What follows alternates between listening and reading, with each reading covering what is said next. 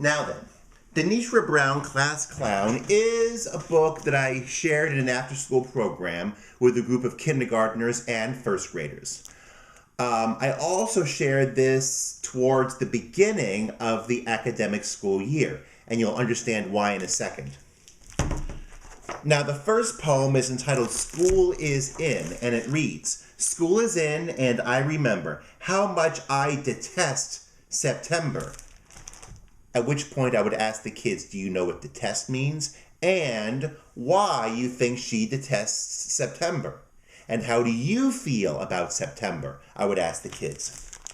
New classroom I have to scout, new teacher to figure out, new and harder math to learn, numbers that make my stomach churn. Then I ask the kids, what's the hardest part about school for you? And what is the easiest part about school for you? You see where I'm going with this? I'm helping the kids identify with Denitra Brown. Now, if we were to go to the poem entitled Lunchtime, I'll give you a few minutes to locate that portion of the PDF file. Are you there? Good. Lunchtime. Denitra won't swap, but is willing to share her lunchbox treats. She doesn't care that some kids laugh at her cornbread square spread with tuna. Now at this point, I pause for any possible reactions from the kids.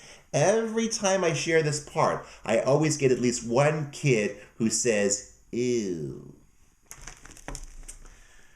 Or that people stare at her peanut butter sandwich stuffed with pear.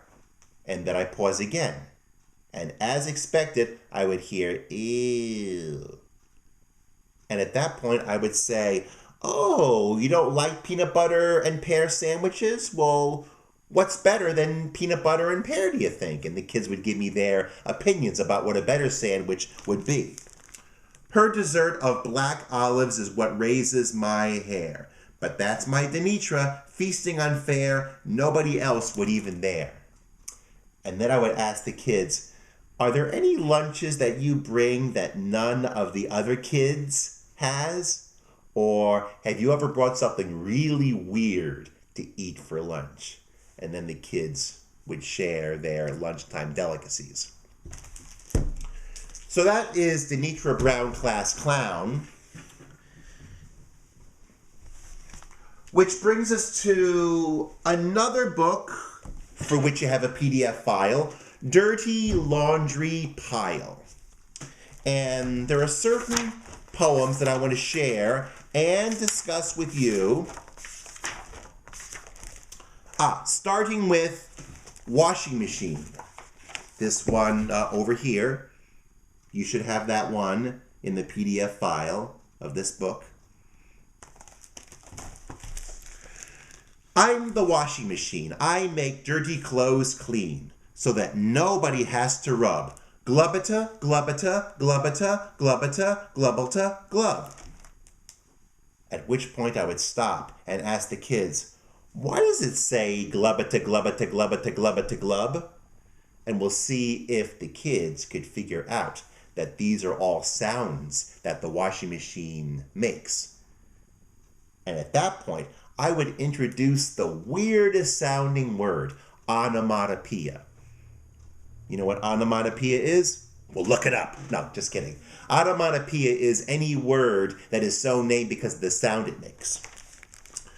Swizzle-dee swash, swizzle-dee swash, I talk to myself while I do the watch. Baba-dee swabba, I change my song as the cycle moves along. Soap suds gurgle through my hose. And then I would ask the kids, okay, what do you think soap suds sound like in the washing machine? And the kids would give me their own ideas of the onomatopoeia. So that's that one. And the next one I want to share is, the vacuum cleaner's revenge. I believe you also got that one as well. I munch, I crunch, I zoom, I roar. A clatter-clack across the floor. I swallow twigs. I slurp dead bugs.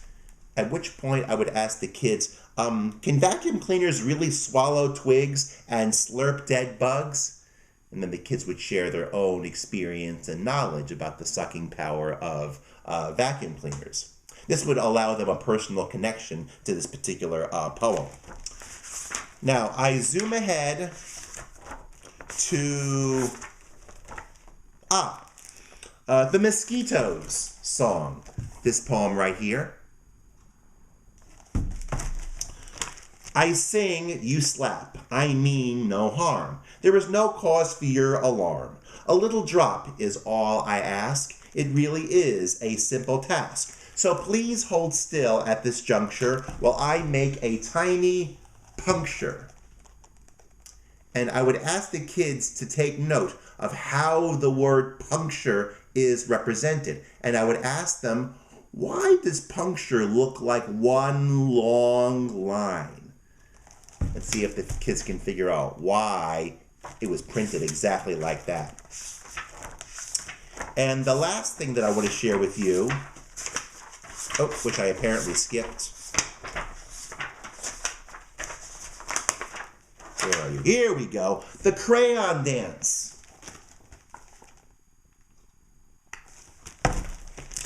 The cardboard ceiling lifts. Pick me, pick me, pick me, I pray. The fingers do. They chose me. Sky blue. Hurrah, hooray. I am picked from the pocket.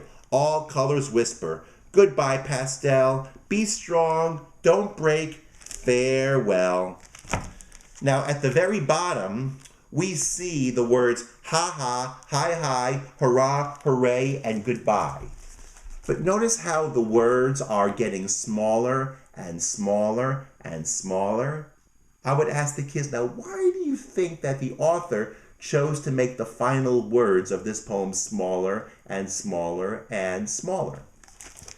So those are some ideas that I have for how you can share poems in this book and in this book as well.